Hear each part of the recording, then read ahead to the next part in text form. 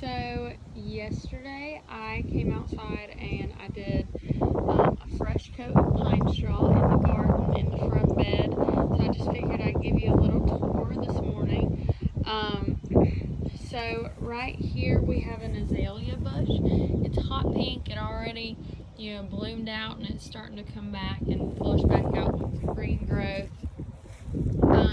I have two huge asparagus ferns on each side of these columns here, and they have flushed out nicely this year. I have some sunshine ligustrums. I know it's so bright out here, I may have to come out and do it later, but I have some sunshine ligustrums here that I planted last fall. I have another azalea bush, a beautiful rose bush here,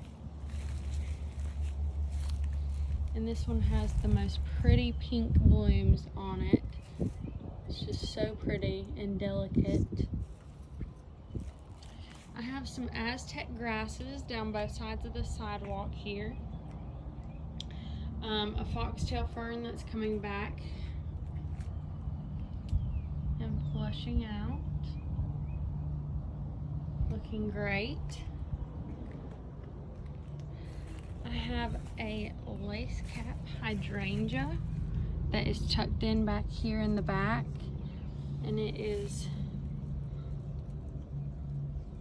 got some gorgeous blooms on it this time of year. And this is the twist and shout lace cap hydrangea. It was pink when I got it, but our soil here in South Alabama is pretty acidic, so it's turning more of a purple, which I'm fine with. I have a Limelight Hydrangea, and I'll back up and show you. So I have this fountain that's gonna be my centerpiece, and I'm gonna probably plant it up next year. This year I'm not gonna be able to get around to it, starting school next week, but I'm going to plant that up next year, and it'll be my center focal piece. And then I have two drift roses in the color peach on each side. And then beside those, I have a Limelight Hydrangea on each side. So, and they're coming back, and I'll do another tour whenever they are flushed out in blooms, because they're just gorgeous. But these drift roses, they're just now going out of bloom again, but they have flushed out about 3 times so far this year. I just planted them this spring, and they are just so pretty. Like they do the most beautiful bouquet looking.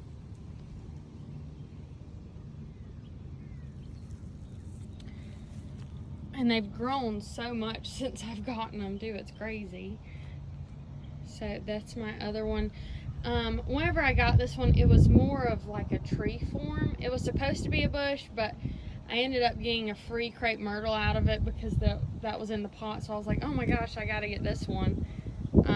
So I'm kind of training it to be more bushy. So I cut back to train them, if you cut back the little new growth for the year, where the new little leaves are, like say right here, there's a little leaf. If you pinch that off, then it will produce 2 new stems, like right here, where there's 2 new stems coming off. And that's how you make your Limelight Hydrangea more bushy. So I did that kind of all over the plant just to give it a more bushy look, so that those stems back there are kind of hidden. I have a row of peach colored gladiolas back there, and I'll show them whenever they're in their prime as well. We'll have to do another midsummer tour later on. These are Shasta Daisies. So these are a perennial, so they will come back, and they are just so delicate. I love the bright white and the yellow. It just makes me so happy, and it's just so pretty. And I'm really hoping, I've read that these can self-seed as well, so I would love it if they would just fill in this whole space right here and just give me a little drift of Shasta Daisies. That would be so cute. I have a sun Hosta here. and this one will get about 3 to 4 foot wide. So I'm hoping that kind of fills in this area in the next few years. But for now, I did plant a few annuals just a couple days ago, so they're really tiny. But these are moss roses, and they're not really blooming yet either. This one's trying to bloom, a little yellow one here. And they actually close up at night, and they will come back open during the day. And it's early morning here right now, so they're just now starting to try and open. But here's a little orange one here, and they'll open up and be really pretty. Now these moss roses, they are in the succulent family. So you know that they need water if you feel their leaves and they're kind of squishy. Like, they should be plump like a succulent, and they don't like a whole lot of water. They like to get pretty dry before they get another drink, as well as these. So this is lemon coral sedum. It is just coming out of its prime here. So it bloomed, so I'm hoping that it'll self-seed itself around here, because this is a perennial in our area. I'm in a zone 8, so it will come back. But this is the Proven Winners Lemon Coral Sedum, and it is a magnificent plant. It is a succulent family as well, so it does not like a whole bunch of water. I have one right there, and I have one right here, and I'm hoping that it'll just kind of drift around to this side over here and just fill in. But for most areas, this is an annual. I can't remember the zones off the top of my head, but I'm pretty sure it's a perennial zone 7 to 9. But I'm not 100% sure on that. So this is also a Proven Winners. This is the Proven Winners Pugster Pink Butterfly Bush, or Buddleia, as you also may know. But it is just looking gorgeous. It's got so many blooms on it. It's crazy. I just planted this year. So this is our first growing season in this house. So I've just kind of, over the past few months, planted up and gotten stuff looking the way I wanted it to. So, but this thing, yesterday, it was just covered in butterflies. It's so pretty. I have some Javelin Fort deep purple lavender here, and this is a Spanish lavender, if I'm not mistaken. So it should stay pretty compact, I'm hoping. I think it said that it would grow about 24 inches wide, but I have a drift of those that goes way back there and just kind of drifts around to there. And whenever they're in their peak, this is what they look like. So they have this little tail on the top of them. And really, this is actually not quite in the peak because it actually has some brown on it. But even whenever they're not in the peak, they still have this little tail, and it's so pretty and just dainty looking.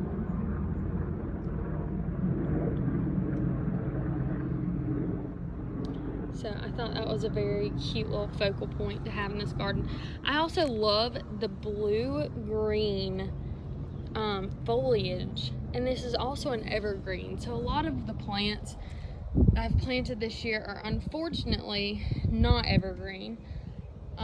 They're deciduous, so I wanted some evergreen structure as well for winter, because over the winter last year, all I had were the Limelights, and it was just really bare all winter, and I hated it. So as soon as the spring happened and the store started opening to plants, I was like, oh my gosh, I gotta get in there. So I filled it up. This here, and I haven't taken the tag off, I just planted it yesterday. This is a Oleander tree, and it is actually about to bloom.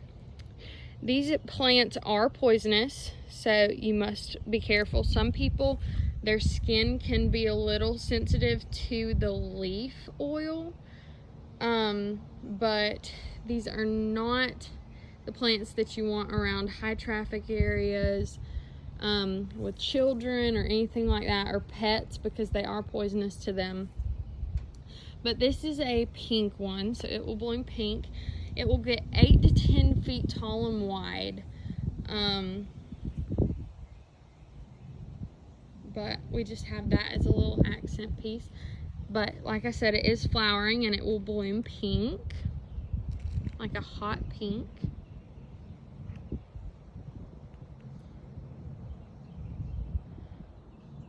Okay, and then right here we have this, it's like a, I don't even know what you would call it, like a plant stand kind of thing.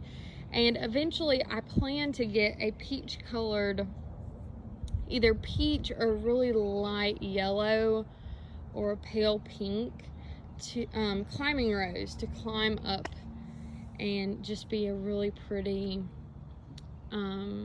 accent piece, because I figured the tree, once it gets really tall and big, and taller than this, because at the moment they're about the same height, but once the tree gets taller, I think that this piece here will just take on a really pretty view. Oh, there's a butterfly already. 2 butterflies on my butterfly bush.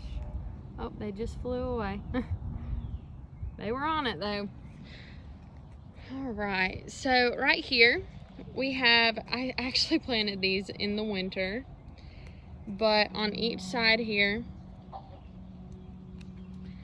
I have some Snapdragons. So these are like an orangey colored Snapdragon that I have actually, I feed them with Miracle-Gro every week, because annuals thrive off of food. They're big eaters because they bloom a lot. I mean, that's what they're bred to do, is bloom. So if you don't give them the right nutrients that they need to bloom, then you're not going to get the best bloom out of them. So I give them Miracle-Gro, just the original plant food, once a week. And then also whenever I need to deadhead, so sometimes whenever, as they get older, let me see, I just deadheaded it yesterday, but as they get older, they'll get these little lines on the side there, and that shows you as the bloom goes up and you have these little lines at the bottom, go ahead and prune those off. And I mean prune them hard, because if you don't prune them hard, you'll just have these little lanky, little tiny thin stems. If you prune them back to the base here, sorry, there's a loud helicopter. We live kind of near an army base, so it's kind of loud. But right here is where I pruned, and I pruned it way back to this big leaf stuff. So you prune it back to the big leaf, and then it will shoot off 2 new ones, and they will both have buds. I just pruned them the other day, so of course they're not gonna have buds yet, but they will get buds. But this is just covered in buds from me pruning it, as well as the other one over there. And the other one is actually about to open up quite a few buds here. So see, and they have bloomed out. I couldn't even tell you how many times that they have bloomed so far this year. I mean, these things have just been fantastic for me. And I planted them, actually, our winters aren't too bad around here, so I planted them back in like December and just brought them into the garage whenever it got really cold. Okay, so over here, I haven't quite finished my pine straw, as you can see,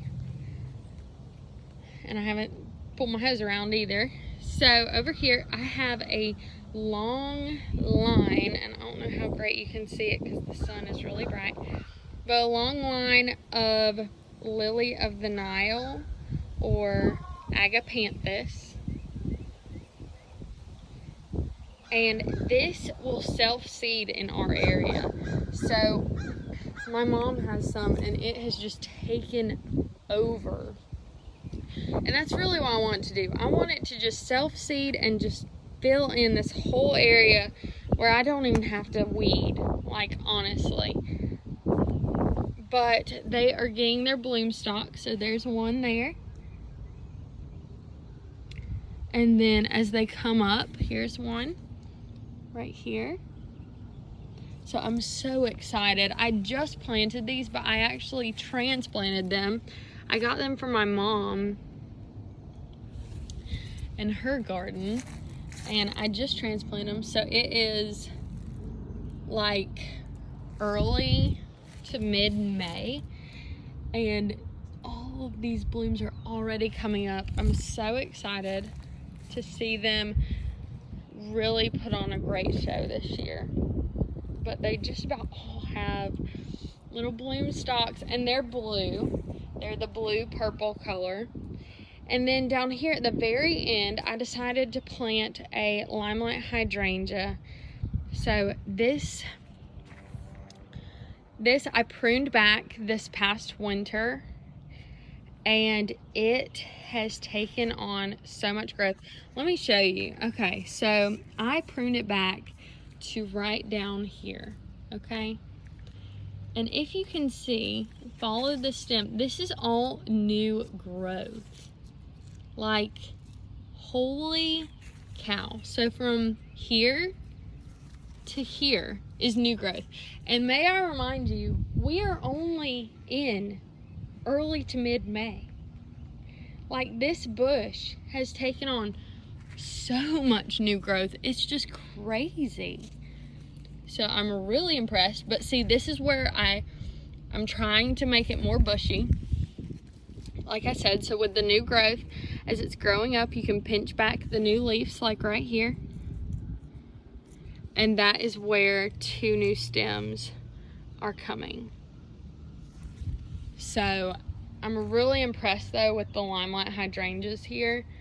We do get a few little leaf eaters. We have some pretty bad grasshoppers around this area, so they like to eat on them. Sometimes I will find little caterpillars on them, but for the most part, really, they don't get bothered, which is really nice. So right here, I have a red Dynamite crepe myrtle. So these come out, and their new foliage is like this red color, but then it turns to a green, a more green appearance here. And they're kind of like curly. I like it. But their blooms, they're panicles, and their blooms come out white. They actually open white, and then they'll turn this really, really dark red, and it happens pretty fast. I mean, they don't, but I trimmed this back, and really, I didn't do much trimming. I just trimmed the crossing branches over the winter, early spring, and anything that was touching, anything that was broken, dead, and I trimmed it back. I fertilized them all, and they are just looking amazing. So for these, I actually just got this one. I had to replant one because I had a pink one here, and I didn't know it was going to be pink. I was hoping it was going to be white, but it was kind of a surprise to me. But whenever I got it, it just looked so sad. So I went ahead and just chopped it off, and I'm going to let it just reflush, and it will come back. It's already starting to rebound here, so it'll come back. I fertilized it. I just got it in the ground about a week ago, so it will be fine. It'll look really good next year. And then this one over here as well, and they just look so good. I mean, they're growing like crazy and just looking great. So that's my 3 crepe myrtles there. And I think that is it for this front bed and just my front yard. So I hope you enjoyed this video, and thanks for watching, and I'll see you in the next one. Bye.